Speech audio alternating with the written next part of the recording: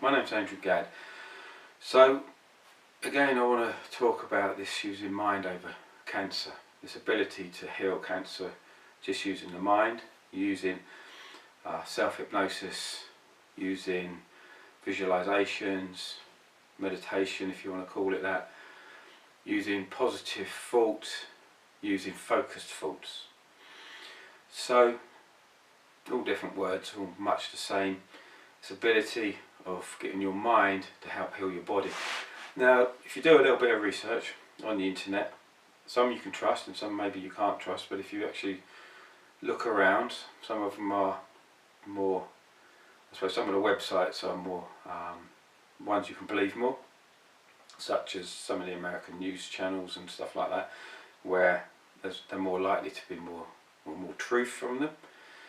And if you research the stories, again you can go deeper into the truth.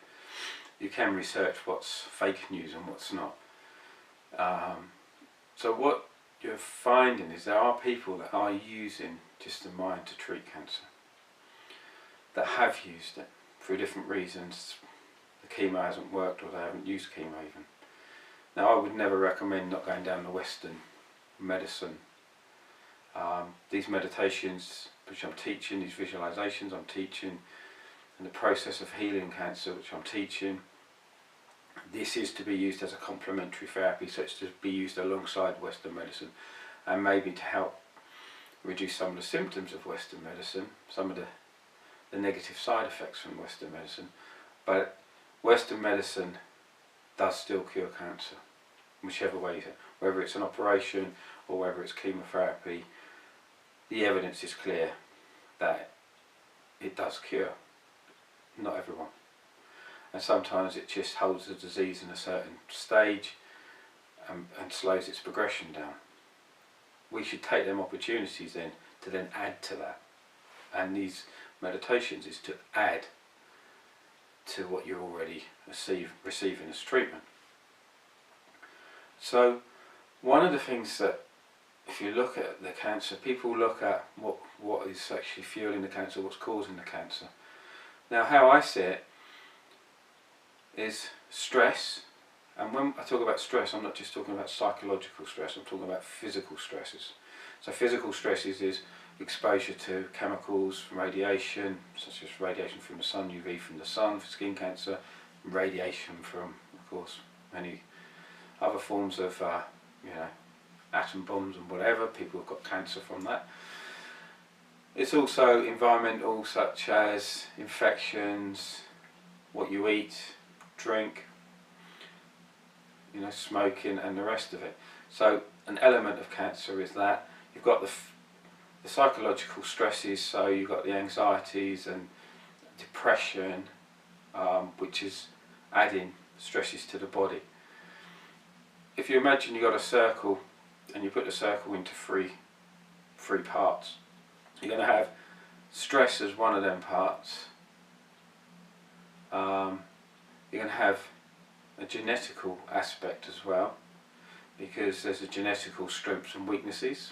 So some people are genetically stronger to fight certain types of cancer, some people are genetically weaker with certain types of cancer. We know that from families, when the mother gets cancer, the daughter gets cancer, the next daughter, and so on. So we know that people can genetically be more prone to cancer than other people with certain types of cancer. So there's a genetical aspect, and then on the other two parts, I want the environmental, physical stresses, and then the psychological triangle part of it. So what you've got is probably every cancer is going to have an aspect of them three elements, and some's going to be more genetical for some people, less environmental, less mental, psychological, and then others maybe more psychological, less genetical, less environmental. So it's going to vary. But when we're dealing with the psychological aspect is quite strange, but it's going to be either anxieties, fears of the future, and then that's going to be made worse by the diagnosis, of course, of being diagnosed with cancer. That's going to create a lot more anxieties and stresses of the future. And then depression. Now you're going to have a chemical depression, which may just be a chemical depression caused by your hormones, caused by other illnesses, and that are not, that are causing the depression that then escalates and makes a cancer worse, or even causes the cancer by suppressing the immune system and allowing environmental factors to damage your cells and so on. So, and dealing with the psychological bit, you can teach people to become less anxious by teaching them how to be in the present, being in the now, looking at where them fears come from. And the fears may come from triggers from the past, and they may come from triggers from family, from your parents. Your parents have a fear and they pass that fear on. You've also got memories of things that may have happened that are still affecting your mental health, and they may be doing it on a subconscious level.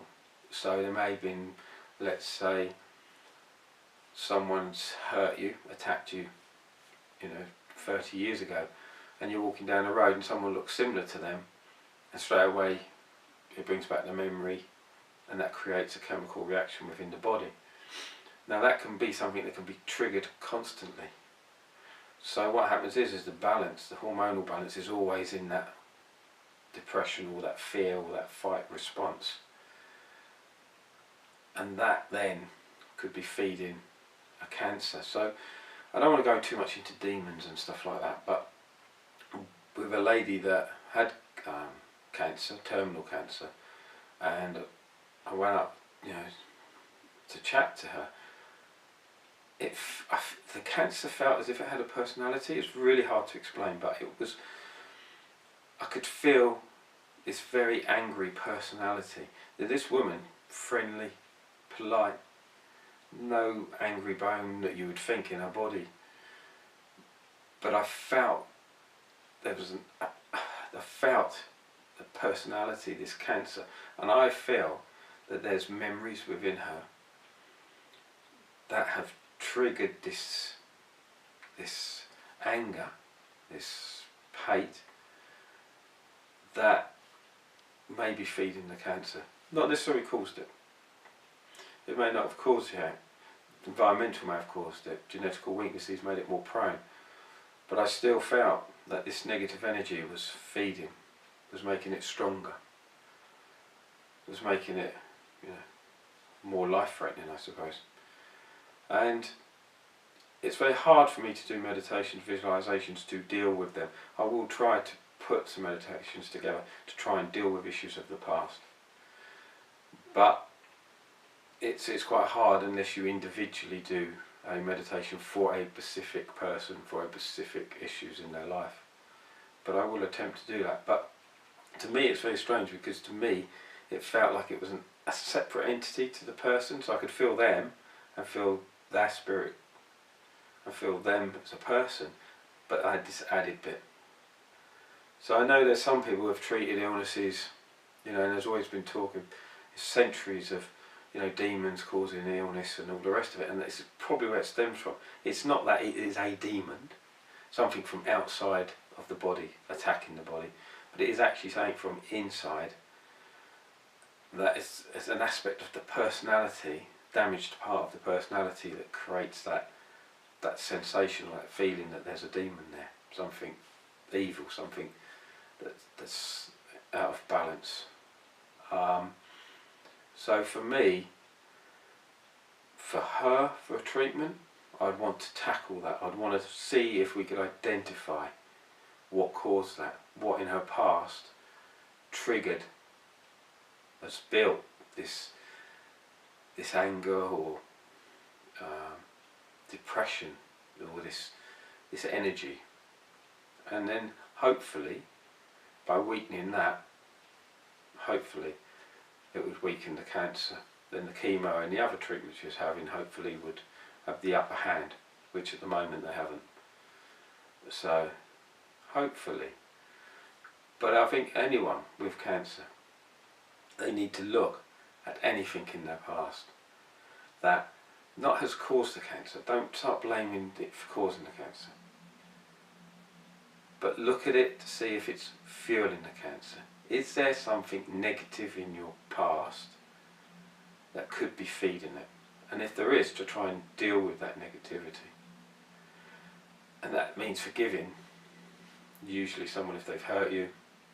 Sometimes it may be you lost something, you lost a pet, you lost a child, and that could create the anger. And of course, you know, you lose a child or you can feel guilty, you can feel it's your fault, you feel you could have done more, you should have done more.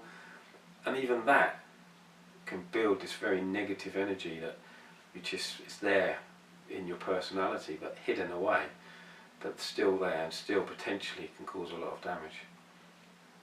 So looking at any cancer, genetical, an aspect of it, physical stresses, physiological stresses,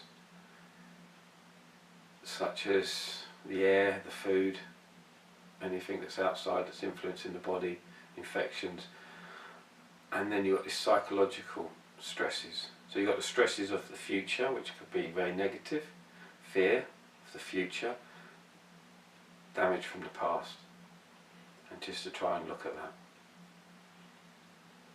So hopefully when I start putting more of these meditations together, I will try to tackle some of these more underlying past issues that maybe not, but maybe influencing the cancer. Thank you.